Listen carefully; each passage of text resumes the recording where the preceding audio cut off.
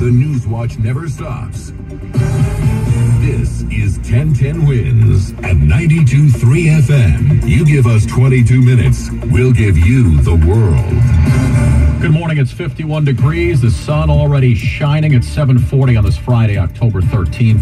I'm Scott Stanford. Here's what's happening. All hands on deck for the NYPD today as city officials prepare for protests by Palestinians, which were called for by a former leader of Hamas. Israel tells the UN to start evacuating the 1 million people living in the north of Gaza within the next 24 hours. Hamas says Israel's heavy airstrikes have killed 13 of the hostages being held since the terrorist attack on Saturday. The legal troubles for New Jersey Senator Menendez get even deeper. He's now being charged with conspiracy to act as an agent of the Egyptian government. Well, if this sounds familiar, let me know. But studies say that female frogs play dead to avoid sexual encounters with the males. Checking sports, Taylor Swift 3-0 in the Chiefs suite. KC beats the Broncos on Thursday night. Phillies are headed to the NLCS.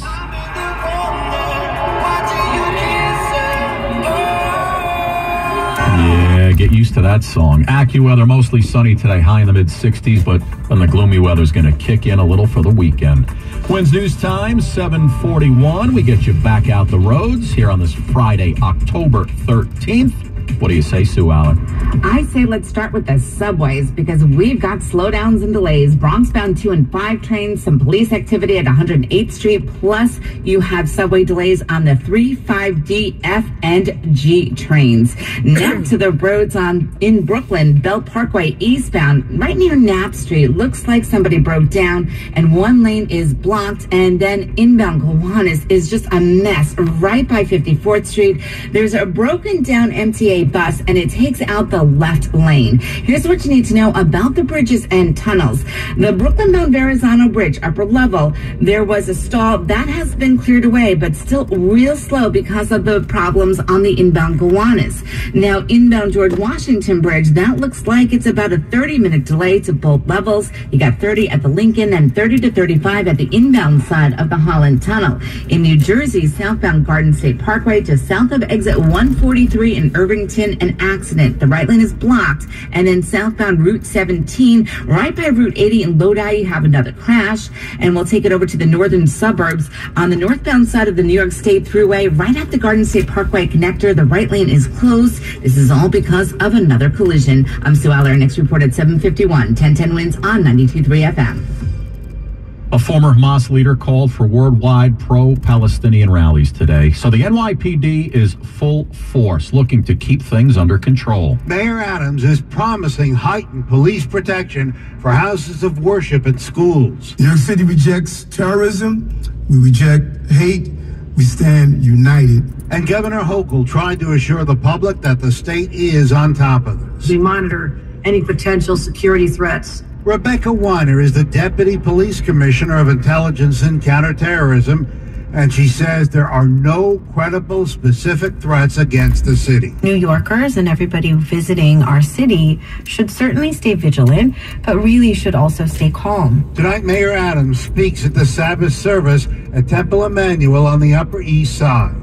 Roger Stern, 1010 Wins on 92.3 FM outside police headquarters. And security also being increased in Westchester County. New York has known the sting of terrorism. New York knows how to respond. We're all on high alert that situations could occur, and we're wise to try to stay ahead of the game. Westchester County Executive George Latimer has deployed county police to give an extra layer of security. There are a number of school districts in the northern part of the county, particularly Lakeland Central, Hendrick Hudson, Somers, North Salem, Katona, Lewisboro, where we'll have increased patrols, and we're also working to make sure that there's a greater presence in and around the various synagogues. There are prominent Jewish congregations across this county in places like White Plains, Harrison, Scarsdale, and New Rochelle. Local police are mindful, watching, waiting, and prepared. Sean Adams, 1010 Wins on 92.3 FM in White Plains. Wins News Time 7:44 as the Israeli ground forces wait for word to go into Gaza. The UN says it received word from Israel that the entire population of North Gaza should relocate to the south within 24 hours. IDF Lieutenant Colonel Jonathan Conricus called it a humanitarian step. People living in Gaza for their own safety should move south of this river. A river being something clear and understandable for everybody, whether or not they have a map or no. A spokesperson says the United Nations considers that an impossible task, moving more than 1 million citizens in such a short period of time. Hamas has reportedly told civilians to stay in their homes.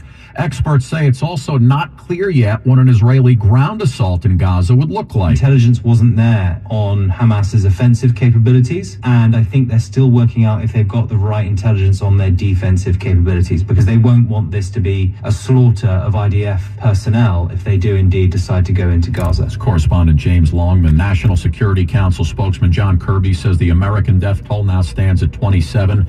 14 Americans still unaccounted for. This morning, Hamas saying that Israel's heavy bombardment of the Gaza Strip has killed 13 hostages being held by the group.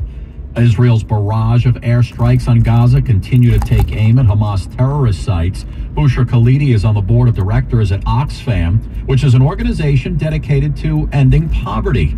Ms. Khalidi is in the West Bank, and she says she has relatives in Gaza. My family friends have told us that they've heard body people scream for help under the rubble, with medical teams unable to access them because of the level of destructions on the streets. And the State Department finally starting to arrange charter flights to help get Americans out of Israel. Those flights will start today. France, Mexico, and Brazil have already begun evacuation flights, which makes this even more frustrating for Megan Simmons.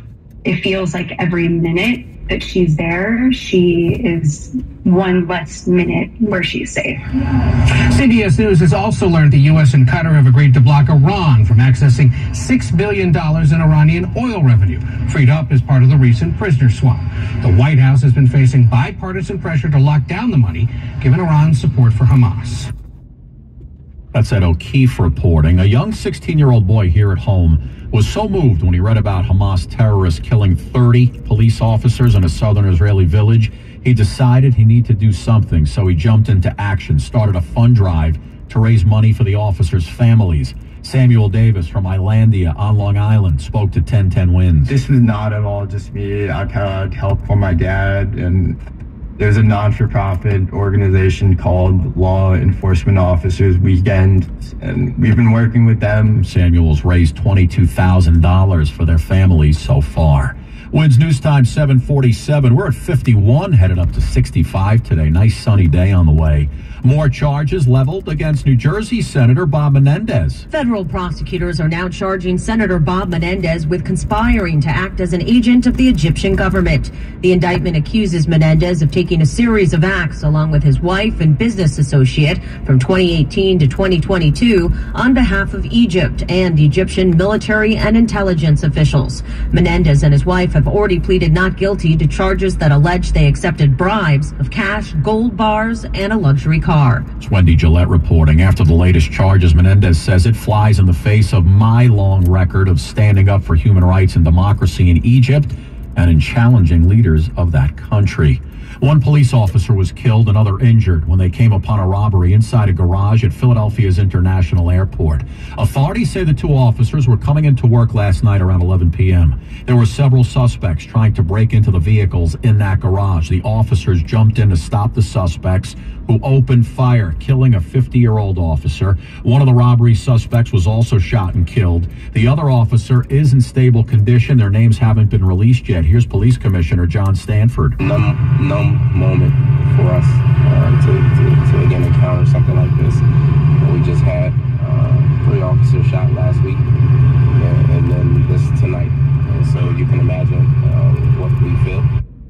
Speaking of Philadelphia, Bidenomics is on the menu today for the president in that city. Bidenomics, it's the process of growing the economy from the middle out and the bottom up, not from the top down. And White House Press Secretary Karine Jean-Pierre says it will be the focus of the president's trip. You're going to continue to talk about what... All right, guys, thank you so much for joining me on my commute to work as I listen to 1010 Wins in the New York metropolitan area.